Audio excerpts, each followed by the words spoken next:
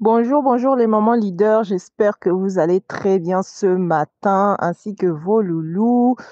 Nouveau jour, nouveau départ. J'ai un petit exercice pour vous ce matin. Une seule question pour trois réponses. Alors, quelles sont les trois personnes que vous aimez profondément dans votre vie? Je vous laisse le temps de répondre et c'est vraiment rapide. Donnez les premières réponses qui vous viennent, pas besoin de trop réfléchir. Donc, quelles sont les trois personnes que vous aimez le plus dans votre vie? Vous avez fini? Ici Dunia Salam, votre éclaireuse, coach parentale et familiale. Donc, je vais vous partager une petite expérience. Donc, si je comprends bien, vous avez cité, vos enfants, votre conjoint, votre sœur ou bien, votre maman, vos parents, ou un ami que vous aimez profondément ou un enfant que vous parrainez. Vous avez mis ces personnes-là, mais vous avez oublié. Vous avez oublié une personne vraiment très, très importante que vous êtes censé aimer plus que tout au monde aussi. Vous avez oublié cette personne-là. La majorité oublie cette personne. Et la personne, c'est qui? C'est vous. C'est vous.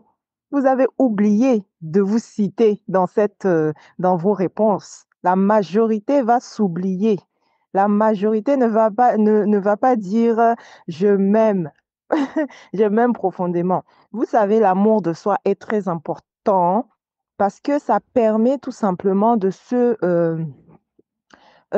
valider, ça permet aussi d'accomplir certaines choses qu'on a envie d'accomplir, ça permet de prendre soin de soi, ça permet euh, de, de dire, voilà, je mérite telle chose, je me traite ainsi. Et ça permet aussi de vous détacher tout simplement de l'approbation d'autrui. C'est vraiment très important de vous détacher de l'approbation d'autrui, du regard des autres. Parce qu'aujourd'hui, la majorité presque ont du mal à faire certaines choses dans leur vie, à accomplir leurs rêves à cause du regard des autres, à cause du qu'en dira-t-on, à cause, à cause de la famille aussi. Et ça vous limite tout simplement, ça vous limite. Donc, quand on dit quelles sont les trois personnes que vous aimez le plus au monde, commencez par vous. Ce n'est pas égoïste en fait, parce que si vous ne vous aimez pas, vous ne pouvez pas aimer les autres comme vous êtes censé les aimer. On dit souvent aime ton prochain comme toi-même. Donc si moi par exemple Dounia, je ne m'aime pas assez suffisamment, je ne pense pas que je vais pouvoir aimer les autres comme il faut, plus que moi-même, en fait. J'espère que vous voyez ce que je veux dire. Donc, le matin, vraiment, vous pouvez vous répéter, je m'aime, je m'aime. Il y en a, ils vont dire, mais c'est ridicule. Mais vous allez voir que quand vous dites je m'aime, il y a des phrases qui viennent à vous. Ça peut être des phrases négatives. Et là, donc, il est important de travailler dessus et de les supprimer. Ça peut être des phrases positives. Oui, je m'aime, je peux faire certaines choses. Je m'aime. Oui, je vais prendre soin de moi. Je m'aime. Je vais me traiter différemment. Je m'aime. Je vais me parler différemment parce que toute la journée, vous êtes avec vous-même. La majorité, vous êtes avec vous-même, avec vos pensées, avec ce qui se passe dans votre tête. Et ce qui se passe dans votre tête vous dirige en fait. Peut-être que vous êtes levé ce matin et vous vous êtes dit, waouh, encore une journée, voilà, ça va mal se passer ou voilà. Et donc, cette phrase va vous accompagner tout au long de la journée. Vous allez voir que vous allez être ralenti, que vous n'aurez pas l'énergie nécessaire en fait pour faire les choses. Donc, il est important de vraiment s'aimer, de se parler positivement. Ça ne veut pas dire que vous n'allez pas avoir des moments de fatigue, des moments de ras-le-bol, des moments de j'en en peux plus, j'en ai marre. Ça ne veut pas dire tout ça. C'est même très bien si à un moment donné, vous dites que là, c'est bon, j'en ai assez de tout ça. Parce que ça va vous permettre tout simplement de passer à autre chose, d'aller vers une autre dimension, d'aller à un autre niveau tout simplement pour vous permettre tout simplement d'accomplir ce que vous êtes censé accomplir. Quand à un moment donné, il y a la frustration, il y a le fait est que l'inconfort, ça veut dire qu'il est temps de passer à autre chose. Quand vous êtes quelque part, même dans vos relations amicales, amoureuses, quand vous sentez l'inconfort, ça veut dire qu'il est temps de passer à un autre niveau. Ça veut dire que cet inconfort, c'est un signe pour vous dire que là, il y a quelque chose peut-être qu'il est important de transformer. Là, peut-être il faudra faire autrement. Là, peut-être il faudra penser différemment. Là, peut-être il faudra peut-être changer d'environnement. Là, peut-être il est important de se reconsidérer, de reconsidérer nos objectifs d'il y a peut-être un an, d'il y a peut-être un mois. Il est, et passer tout simplement à autre chose. Essayer de passer à un autre niveau, en fait. L'inconfort, beaucoup vont dire, vont peut-être, se sentir mal à l'aise dedans et tout, mais quand il y a l'inconfort, quand vous sentez les gênes, quand vous sentez que: là, ça ne va pas, là, il y a un problème, là, ceci, cela», ça veut dire tout simplement que votre niveau de conscience a changé est passé au niveau supérieur. D'où cet inconfort, d'où le fait est que vous êtes mal à l'aise là où vous êtes. Donc, aimez-vous, validez-vous, acceptez-vous tel que vous êtes parce que, vous savez, tel que Dieu nous a créés, c'est pour une raison. Si Dieu nous a donné la couleur qu'il nous a donnée, c'est pour une raison. Si Dieu nous a donné un visage en particulier, c'est pour une bonne raison. Si Dieu nous a mis avec quelqu'un, c'est pour une bonne raison. On apprend toujours de là où on est. On apprend toujours, vraiment. On apprend toujours de là où on est. Vous voyez? Il suffit tout simplement d'ouvrir les yeux, d'être à l'écoute de son environnement, observer, écouter, comprendre et seulement après agir. Ne pas surréagir, ne pas, ne pas faire les choses en réaction d'un événement qui se passe là rapidement et vous êtes là, vous paniquez. Ne réagissez pas dans la panique comme ça. Et comme je voulais vous le faire savoir, donc vous êtes la personne la plus importante dans votre vie parce que ça va vous permettre tout simplement d'aimer les autres, ça va vous permettre de vous ouvrir aux autres, ça va vous permettre de vous ouvrir à cet univers magnifique que Dieu nous a donné pour un temps et ça va tout simplement aussi vous permettre de libérer votre plein potentiel. Beaucoup ici ont tellement de ressources, mais à cause des limitations, à cause des peurs, à cause du qu'en dira-t-on, à cause du regard des autres, on se limite. Mais aujourd'hui, je te dis, ne te limite pas. Aujourd'hui, je te dis, vraiment, lève-toi, fais le petit que tu peux faire, parce que le petit que tu peux faire aujourd'hui, c'est le grand le grand pas que tu auras fait dans quelques mois, dans quelques années. Chaque jour, sème, chaque jour. Ne te fatigue pas de semer. On dit, qui sème récolte et on sait bien comment marche la nature. Tu peux semer quelque chose aujourd'hui et l'avoir dans 5 ans. Tu peux semer quelque chose, une bonne parole, aider quelqu'un aujourd'hui. Tu peux aider une famille qui est en difficulté aujourd'hui. Tu peux aider un orphelin aujourd'hui et récolter, dans 10 ans, ou même que ça soit une fois que tu es parti de ce monde, que ça soit tes enfants qui récoltent en fait. Mais il y a pas de mal à ça.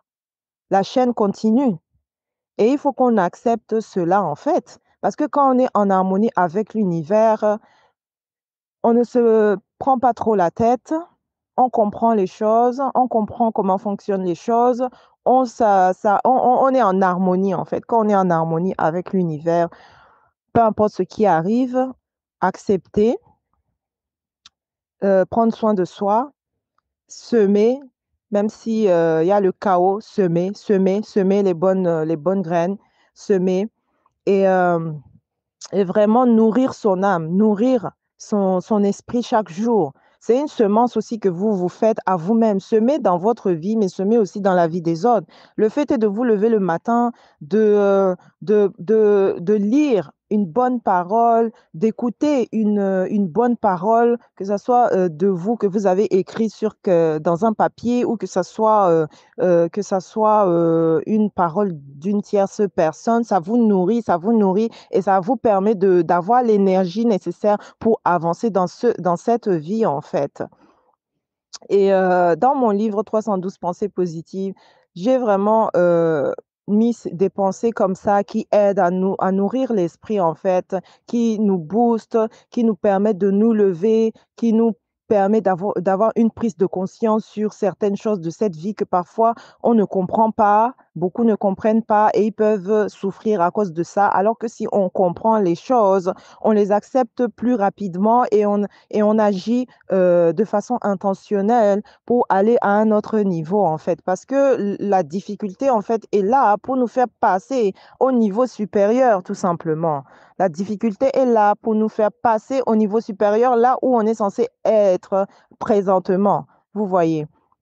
Donc vraiment, je vous dis, levez-vous, faites ce que vous avez à faire, semez, semez, semez, chaque jour semez. Ne vous fatiguez pas de semer. Ne vous dites pas que mais je n'ai rien, je n'ai rien. Vous pouvez, comme je fais là, euh, dire des paroles d'encouragement à d'autres, c'est une semence. Peut-être que dans un an, peut-être que dans 3 ans, vous allez voir une personne qui va venir vous voir dire, telle personne m'a parlé de vous, que vous faites ceci, cela, cela, nanana. Donc, vous voyez très bien que la semence n'est jamais perdue. Si vous semez la bonne semence, vous recevrez toujours. Si ce n'est pas vous qui recevez, ça sera votre génération à venir qui vont recevoir. Vous voyez, vous semez ce que vous semez aujourd'hui, ça peut être une récolte pour vos petits-enfants, vos arrière-petits-enfants. Donc, ne vous fatiguez pas de semer. Quand vous semez, vous êtes content parce que vous avez la foi que vous allez récolter. On sait que quand on sème une graine de tomate dans la terre fertile, cette graine de tomate nous donnera des tomates et non pas des carottes. Si vous semez des carottes, vous aurez des carottes. Donc, si vous semez les bonnes paroles dans la vie des gens, si vous aidez les personnes à résoudre leurs problèmes dans leur vie, comme je fais avec les mamans leaders, comme je fais avec vous, avec les enfants, comment entretenir la relation mère-enfant, comment communiquer avec son enfant. Tout ça, ce sont aussi des semences que vous allez récolter. Quand vous savez comment communiquer avec vos enfants, vous créez un lien fort avec vos enfants et ça va aller de génération en génération. Votre enfant, comme il aura appris à comment vous communiquer avec elle, comment on communique avec les autres, va transmettre ça à ses enfants plus tard et la chaîne va continuer. C'est comme ça qu'il est important de voir les choses en fait parce que ce que nous faisons aujourd'hui, ce n'est pas uniquement pour nous-mêmes. Ce n'est pas uniquement pour nous-mêmes. Ça, si on comprend ça, c'est vrai que, voilà, vous faites les choses, vous recevez, mais vous faites aussi les choses et pour que les autres aussi reçoivent cette lumière que vous avez en vous, tout simplement, en fait. Et quand vous êtes dans votre mission de vie, peu importe qu'il pleuve, qu'il neige, il y a des problèmes, vous vous levez le matin, vous avez cette force en vous pour aller faire ce que vous êtes censé faire dans ce monde, votre raison d'être ici, ce qui vous passionne. Vous voyez, ce qui vous passionne. Vous ne vous fatiguez pas. Vous vous levez le matin, vous avez juste envie de faire ce que vous êtes appelé à faire. Et vous ne sentez pas que vous êtes fatigué. Moi, par exemple, je peux parler des heures et des heures sur les enfants et les mamans, sur la famille. Je ne me fatigue pas. Même si vous me réveillez à 3 heures du matin, Dounia, j'ai un problème, ceci, je vais être contente de vous aider. Je vais être contente de vous épauler, de vous écouter, parce que c'est quelque chose qui résonne en moi.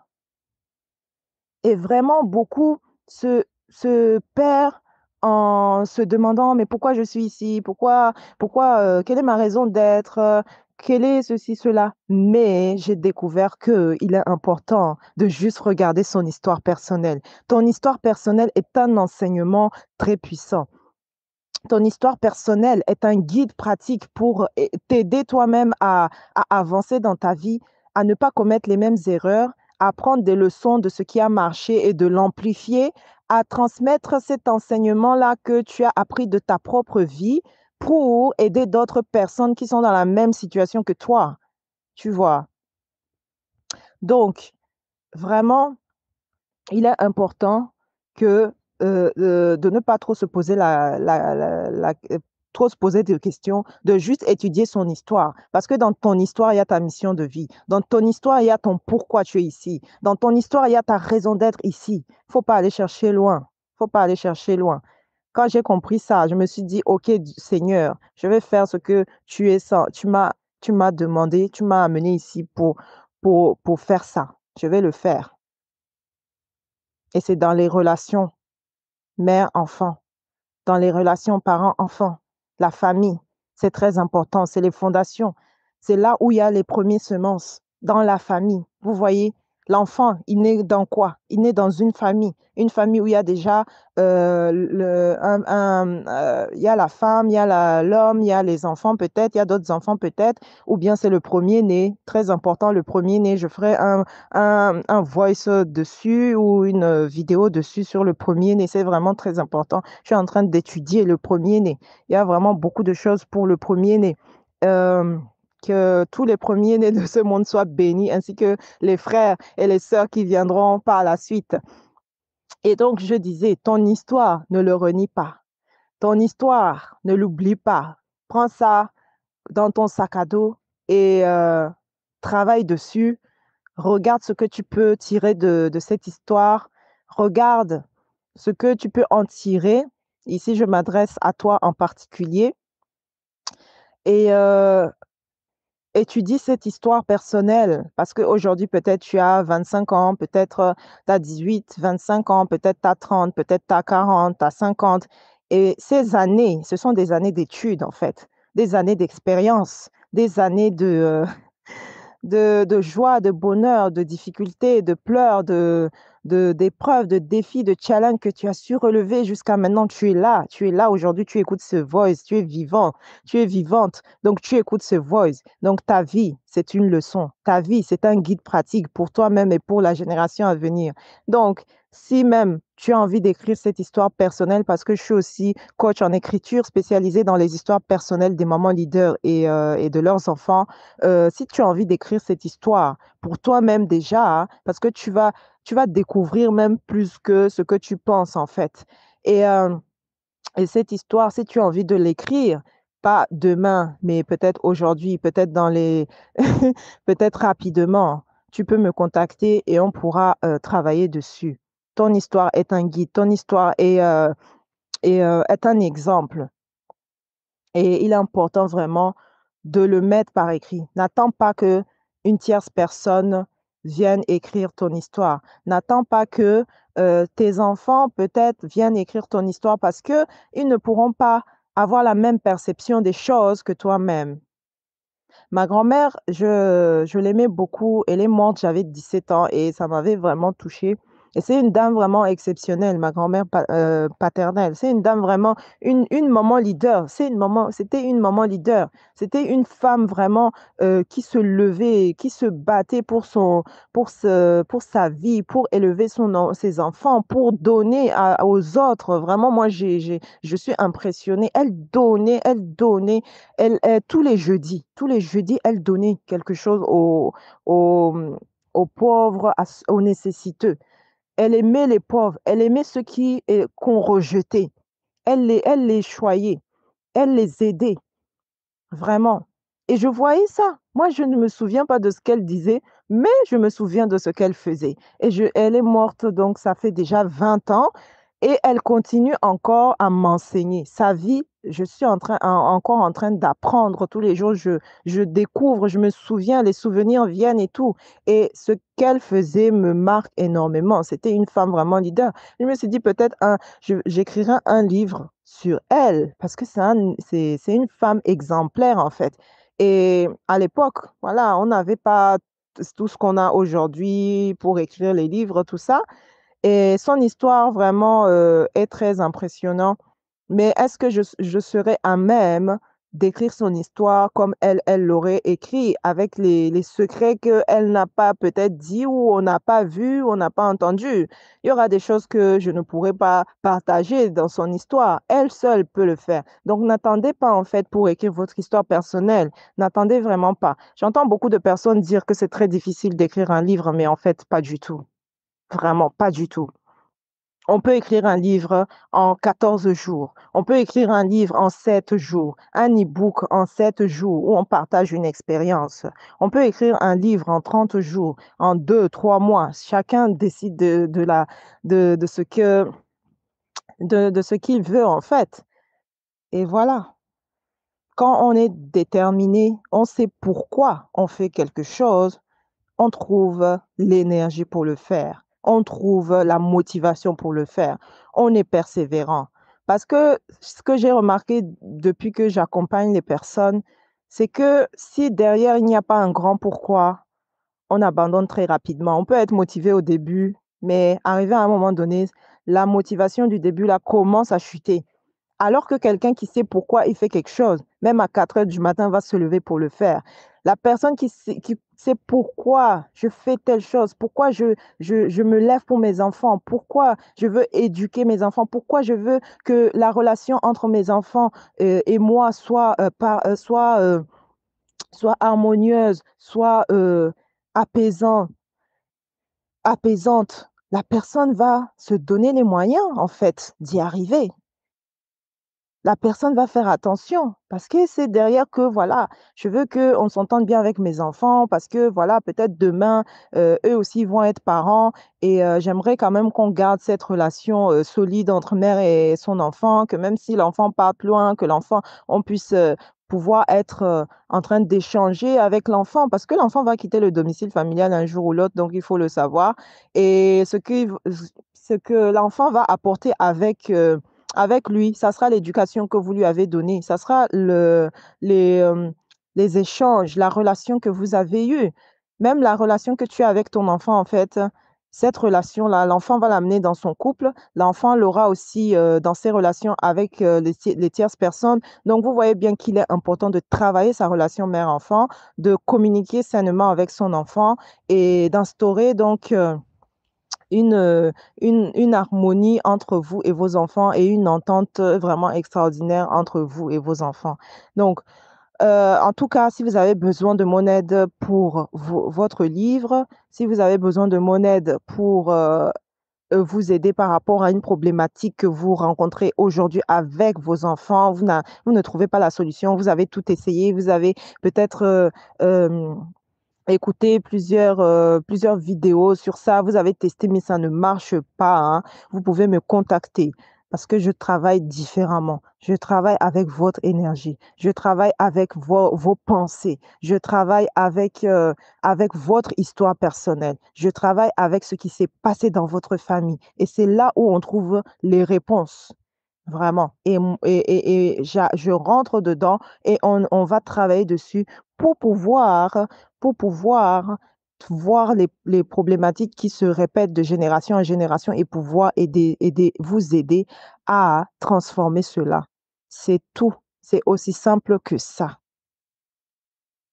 Voilà mes leaders, je vais vous laisser là et vraiment c'est un plaisir, de partager, tous ces astuces, ces connaissances avec vous pour, heu, pour aller encore plus loin, pour entretenir nos relations avec nos enfants et notre famille. Parce que la famille, c'est, la base, ce sont les fondations, c'est là où on sème les bonnes graines, c'est là où, l'enfant, apprend, la majorité des choses, comme je vous ai dit toujours, entre 0 et 7 ans, l'enfant est en train d'enregistrer le programme qui va l'accompagner dans sa vie d'adulte. Et il est important que ce programme soit, j'allais dire parfait, mais rien n'est parfait ici, que ce programme soit positif, que ce programme soit un programme qui élève, qui donne envie d'agir positivement et de semer en fait dans ce monde. Je vous laisse là. C'était Dinia Salam, votre éclairesse. Bye bye. À très vite.